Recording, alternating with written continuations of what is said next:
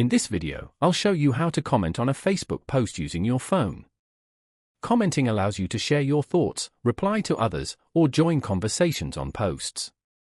First, open the Facebook app on your phone and make sure you are logged into your account. Once the app opens, scroll through your feed until you find the post you want to comment on. Under the post, you will see several options such as like, comment, and share. Tap on the comment option to open the comment section. A text box will appear where you can type your message.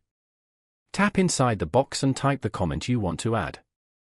You can write a reply, share your opinion, or respond to what someone else posted. If you want, you can also tap the emoji icon or the photo icon to add an emoji or attach a photo to your comment.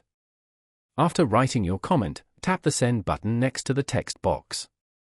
Your comment will then appear under the post for others to see and reply to. If someone responds to your comment, you can return to the post and reply again to continue the conversation.